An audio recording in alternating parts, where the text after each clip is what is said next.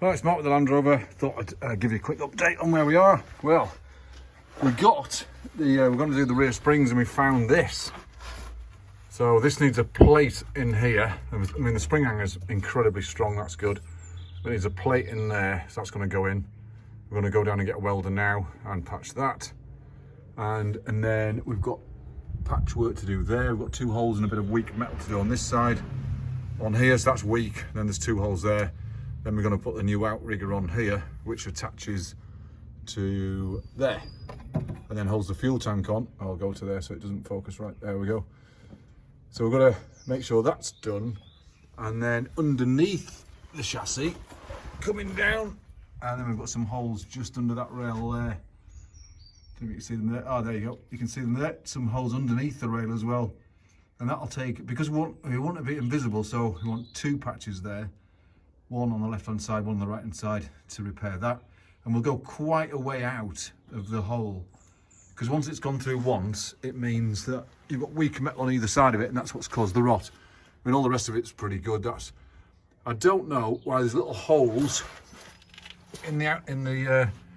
That's really weird, because that's in weld. That looks like an amateur weld, that one. So we'll tidy that weld up, because that's not really good, because moisture can get in there and rot the rear cross member. So we're going to do all of that. And then we noticed on here that the rear hub seal's leaking. Even when it stood still, it's leaking. So when we drive, that'll leak like a sieve. Now, it's had new brakes on the back and it's had new seals. One of my tyre places did that for me. But it's still leaking, so that means the stub axle's got to come off. We've got to do that. Then we put the new bars on for the boot lid. They were pretty good. So I'll go from the back there. So they're on there. It's looking a bit oldie-worldy now. And of course, what I'm going to do here is these corner pieces, tub corners, I'm going to renew in galvanised steel as well. So just so it's got a theme going across of galvanised, a galvanised back. And on this side, with a little bit of a bugger, we actually used an extraction tool to get these out. These little bolts in here, they're the shocker. These are the spring retaining mounts. Got a bit of gunk on there, but these are all nice and flat. There's no rust on there. It's all good metal, that. But these retaining plates that go on top of here. Let's focus on the wrong thing there. These we had to use an extractor tool. We used a Silverline stud extractor. Fantastic tool. I mean, a first-class tool, because it got them both out. They're both snapped, so we got them both out. So that's pretty good. And then I've noticed in the wheel arch there's no dirt in here. This side of the cross member, it looks like 2 different people welded the cross member, because this side, that's a neat weld. I mean, that is a good weld. It's had a rear cross member put on, and that's a lovely, neat weld. So the professional was on this side and the amateur was on the other side by the looks of it. So these are weld over pieces, and they put them, if you notice, the weld's actually there on this side. So they're put on quite loose. It's an over weld, this, and they can adjust it up and down to get it right when you get them in. So that's why they do that. But that's all brand new, so that's all good metal, and all my bolts coming through it to keep the dirt out as much as I can, of course. And then we've got the shocks on, of course. This little baby, just see the seep there? So a seep in that looks like that's a stub axle as well. So it's had new seals in and stuff before, and that's seeping when it's sat still. So that'll need stub axles changing. There's our new spring that's going on later on, yellow and white for the back passenger side. And then we've got a bit of weak metal where we've got some, and then another one there. Look, we've got a bit of weak metal there. That's about gone through. So we'll put a plate on there to make sure that's strong as you like. And then of course down here, I did the earth as well. Land Rover suffer from bad earths quite a lot. So what I've done here is I've taken the earth out of here, because that's all gone through. So that would cause a bad earth fault, because this was all gunked up to bits. And so what I've done is I've taken it out of there, cleaned the connection up, and then put a couple of washers on there on either side of the body, so that this is a good earth now. So I've tied up all the cable. I mean, this rubber thing is a bit split, but that's neither here nor there really. But the earth's good now, so we've got a good earth, and the battery's working. I turned the key on the battery to make sure it was good, and it is fantastic. So that's pretty good. And then underneath here, I've noticed there was a little hole somewhere, a little spot.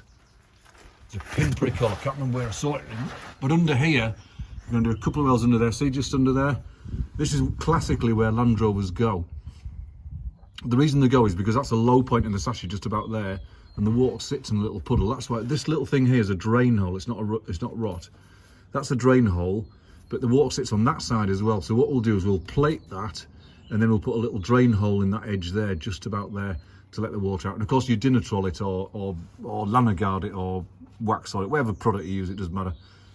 But what you do is you put the rods in there, in the holes, to make sure this area here is completely and utterly waxed and oiled up, because that's where the rock gets, that's where the water sits in the hole.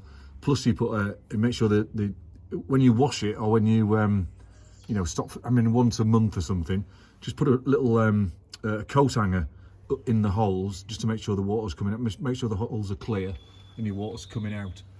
And I think that is all of our welding to do. So we've got 2 plates on either side spring hanger.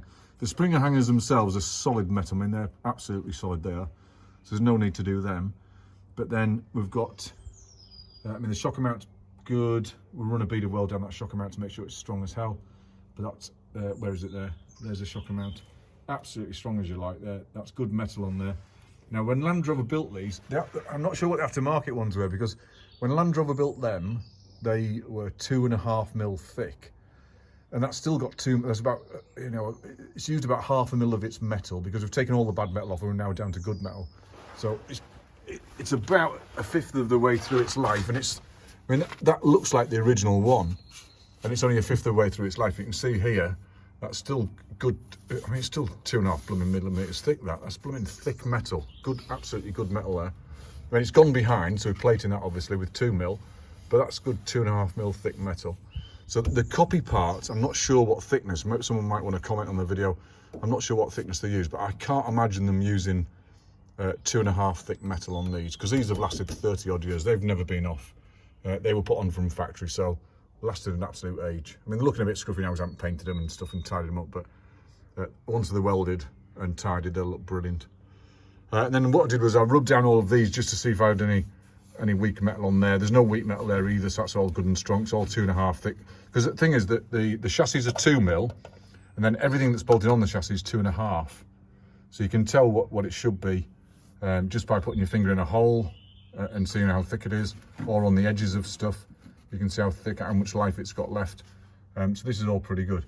Now on this, if I can tell, this is an aftermarket rigger. See, that's an aftermarket rigger, and that's not as thick. That's not as thick as the chassis, the original chassis. And that's why these go, because a lot of people say, well, LandRovers are made of cheese. They're not at all. They're actually blooming super strong. But that is not as strong as the original metal. That's an aftermarket. Mine, I didn't put this on, but that's an aftermarket one. That's not 2mm thick. That's about 1.5. So it's a cheapy rigger. It won't last as long. It won't last 30 years. It'll have to get done again at some point. So my name's Mark. Hope you enjoyed that. By all means, ask us questions in the box, and keep in touch.